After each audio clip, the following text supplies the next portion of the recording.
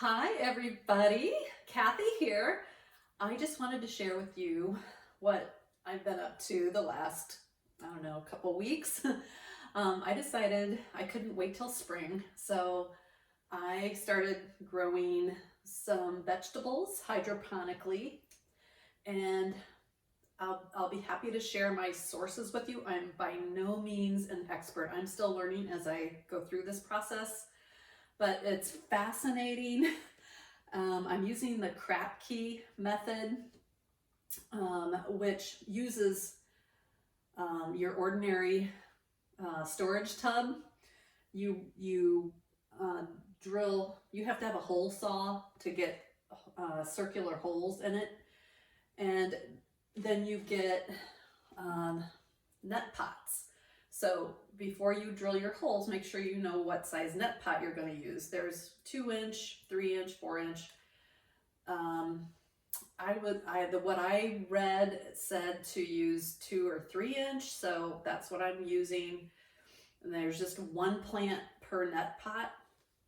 Once you get your holes drilled, and you can put as many holes as you want on there. I wanted to leave plenty of space for the lettuce to grow. I'm mainly growing lettuce. I do have some herbs growing too, but I use a lot of spinach and kale. And I don't know about you, but I've had a hard time finding it at the store. So I don't want to leave it to chance.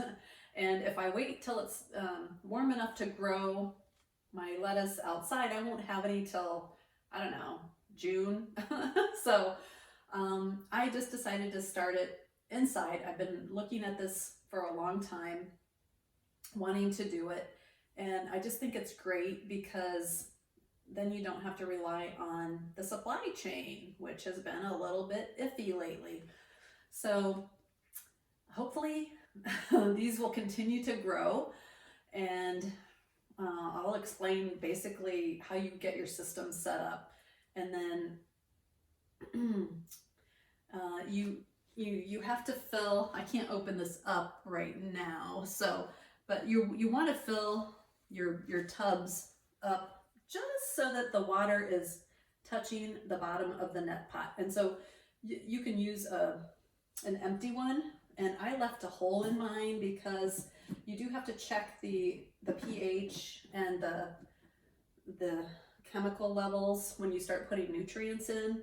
So you can also check the water level this way. And I kept the remnant of when my dad was so helpful, and it was such a good resource because he had all the different hole saws sizes that I needed. So I just kept the remnant, and this is where the drill went in. So I actually just put a straw or something in there to cover up the hole so the water doesn't evaporate out of here.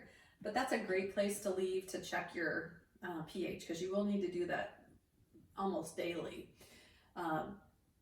Anyway, so basically you get your tub, you get your holes drilled in, and then you get your net pots, and you can get these on Amazon. I got the CZ brand because it's got a little wider lip on it, which I think is great, just in case the hole saw is a little bit off. You've got a little extra rim.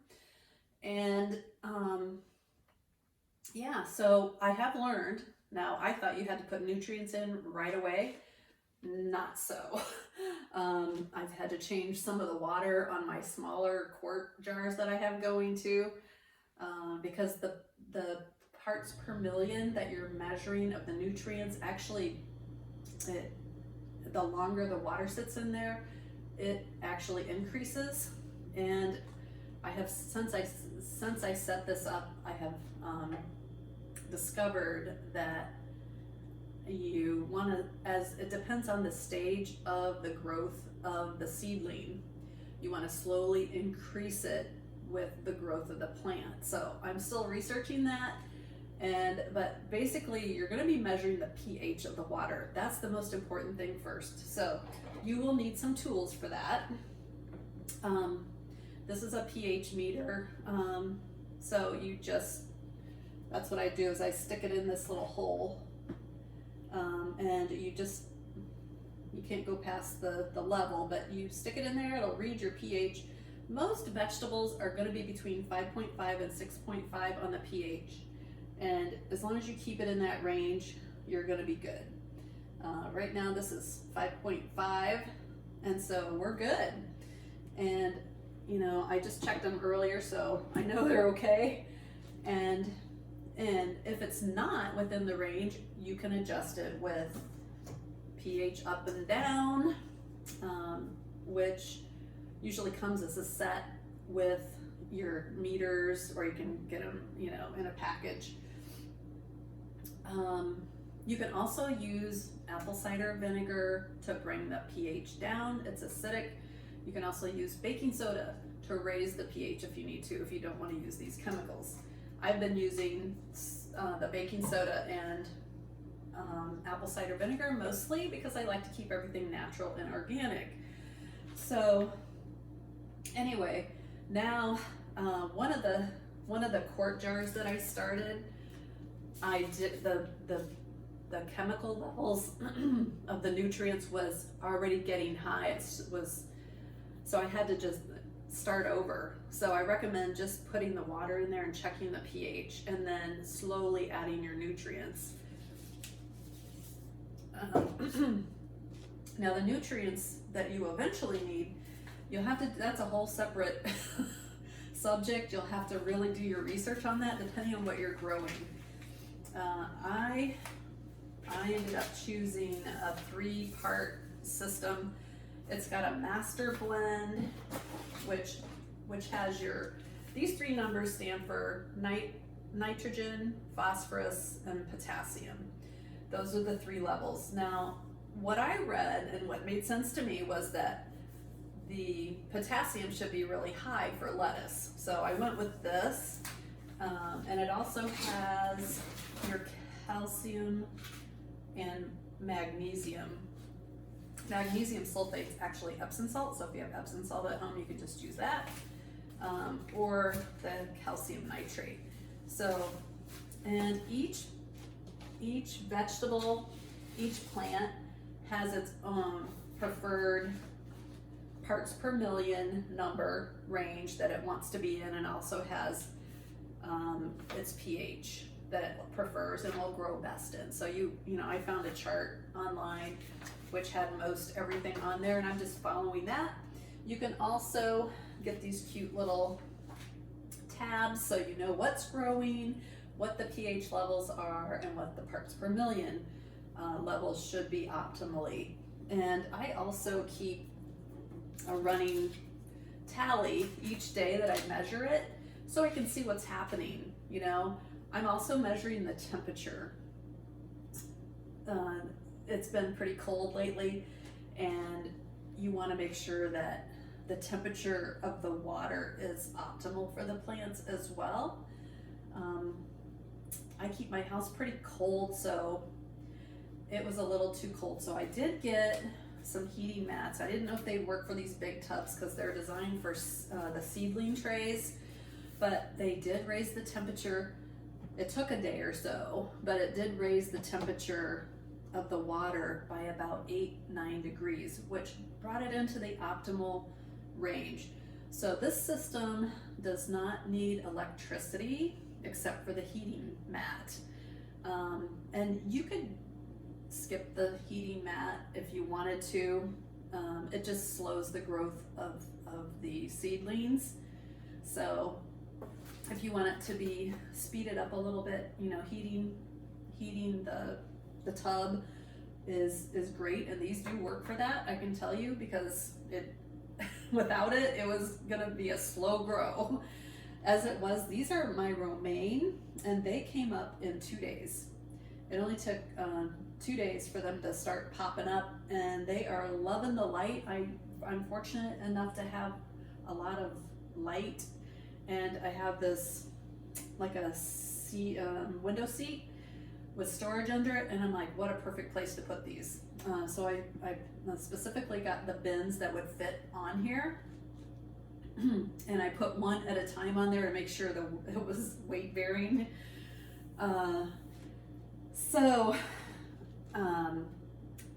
Anyway, So basically, you know, once you get your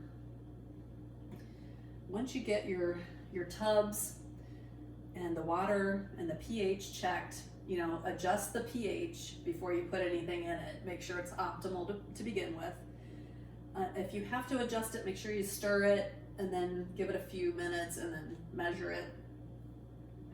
And then you're ready to put your little plants in there. So what I use for that is coconut coir. It comes in a big box like this, and it has several bricks in there. So this you have to break down. You have to actually put water on it to break it up, but I have it already mixed up. I ended up mixing it with some perlite so it has better aeration for the roots. And this is, oh, there's my spoon. Anyway, so you can fill the net pots with I used coconut coir. There's other mediums you can use, rock wool, other mediums you can research that people use for hydroponics, but I love anything coconut, so I just wanted to use this, and it was recommended by several people. So, you know, you fill it up, don't pack it down too tight, put your seeds on top, cover them up with whatever medium amount that it's recommended for that seed. And then I ended up putting, before they pop up, I put a little something. This is just a little Tupperware thing that I put over to keep the humidity in, and it encourages the seeds to come up faster too. Once they pop up, I take this cover off and just let them get the sunlight and check the pH, check the temperature. Temperature is going to stay pretty stable, but I check the pH, and then if I've put nutrients in there, I check those levels to make sure they're not getting too high. And, you know, just watch them grow. So I have some kale going, I have some romaine. This was the first bin that I put together, and it was a total bomb. I don't know why the spinach did not pop up. I've replanted twice, and I'm not sure. So now I'm gonna I'm sprouting some spinach seeds to see if I can just put them in here once they're sprouted and see if they'll take off. And I've got 2 more bins in the other room that are with spinach and kale, and I'm gonna be hoping that those come up. I'm trying to grow them in stages so that I always have a supply. And I'm just trying to think if there's anything else I need to, I was gonna tell you this too. Like, if you wanna start without doing the bins, you can do it most people have these quart jars at home, and I went ahead and started these. You have to cover the glass jar with paper or tape, or you can paint it, because the reason for that is to eliminate the chance of mold or mildew growing. So it's also helpful to keep them warm if you can. But these little guys are just singing. They've got, like, you know, I don't know, 4 leaves popping up on each one of those. I'm just, you know, it just thrills me to see them every day. And they're doing really good. And these don't require much water. You'll still get a full-size plant. Now, I've got 3 that popped up on this one. I put 3 or 4 seeds in each one. Sometimes all of them come up, sometimes only 1, and sometimes none. So, yeah, it's a fun way to see things grow, and you can get the full-size plant in just this quart. So how this works is, once the roots start coming out of the bottom of the net pot, in the quart jar and also in the bins, once the roots are coming into the water, all the roots are going to come together. They're going to create a pocket, an oxygen pocket. They're going to feed off the oxygen and the nutrients and the water, and of course the light. So you don't need electricity. You don't have to have a fancy hydroponic system that has electric pumping the water through with the nutrients. this works just as well, and it's a lot less expensive, and if your power goes out, you're still okay. Like I say, the only thing I'm using electricity for is the heating pads, and that's optional, especially when we get into the warmer months. You won't need that because it'll be warm enough in your house. So I'm gonna have some out in my sunroom too because I have room and I have more bins. So I'm excited, and I'm hoping that everything is growing and produced into full-size lettuce so that I can just come in and grab some and put it in my smoothie. And it's just so exciting to grow your own food. It's just another way to do it. And you know, I think it's a very efficient way to do it, and then you get to see, you could do it any time of the year. You don't have to wait for summer. So I'm hoping that everything is in, you know, full foliage and growing beautifully for when I have my healthy happy hour sometime in April. I'm shooting for the beginning or mid-April to plan a healthy happy hour. So what I'll do at that event is invite whoever wants to come. You're going to be chopping some vegetables for me though, because I'm going to be juicing, making some fresh pressed juices at that event, so that you can actually taste what it, if you've never had fresh pressed juice right out of the juicer, it's so yummy. And I'll probably get a jalapeno or two in case anybody wants a little spike in there. But we'll talk about nutrition and exercise, and hopefully get to use some of my lettuce that I'm growing. And we can juice romaine. You don't get much juice out of kale, but mostly use carrots, celery, apples, things like that have more water content, cucumbers. But you can throw some lettuce in there too. It gives it, that awesome nutrition that lettuce has in it. And I am just thrilled to, be excited about all that. So I hope that some of you can come and join me for that healthy happy hour. It'll be kind of a kickoff for the spring. And I'm hopeful that the weekend will be nice. I'm planning on doing a workout at Indian Trails Park this Saturday because the weather so far looks like it's going to be okay. And I'm really anxious to get out there and work out outdoors. And I miss seeing all of you. So, I'm going to still do it at 10 o'clock until the weather gets a little bit warmer, because I want the ground to have a little bit more of a chance to dry up. As it is, we'll probably have to do the workout on the parking lot, because I'm sure the ground's too soggy from all the rain and snow and all of that we've had. So, but it'll be warm enough. So I hope to see some of you there. I'll put up the event announcement either today or tomorrow. And below this video, I will put the links where I got my sources of how to do this, because I'm sure I missed telling you something, and there's so much to learn. Like I say, I still have to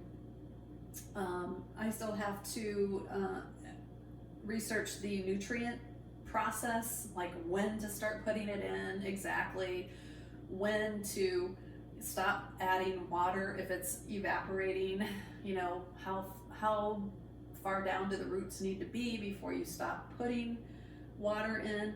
I do know that eventually you're only going to need about 3 inches of water in there. The rest will be oxygen, and the roots will be taking up 2/3 of the tub as they grow. So that I do know. The in-between I'm still looking at as time allows, but it's exciting.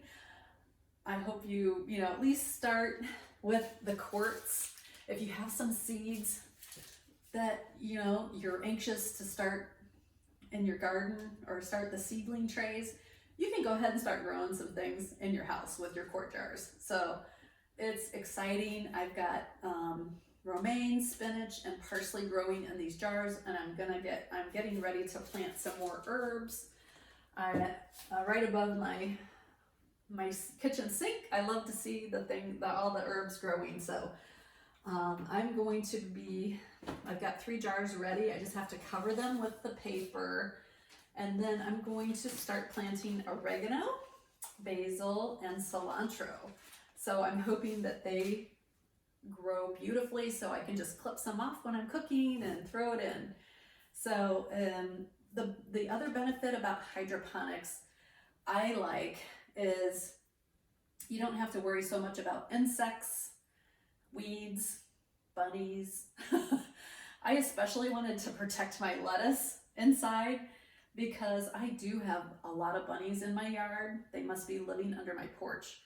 But I've seen their tracks this winter, and I do not want them eating my precious lettuce. So that's another reason I started to grow them inside. And so they can't get inside, and hopefully nothing else will get my lettuce.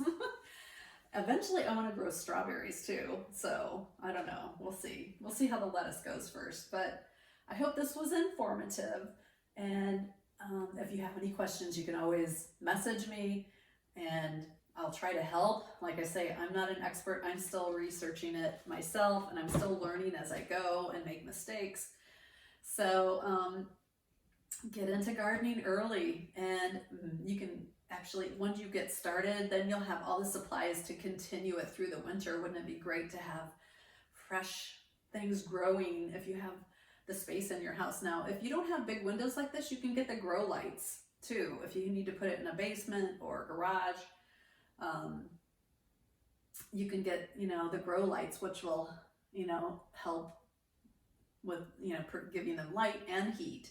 So there's many ways to do it. You can start researching yourself. And when I do post this video, I will put the links up, and I am just so excited. I love to see things grow. It helps me just be anxious to get up in the morning, and it's nurturing.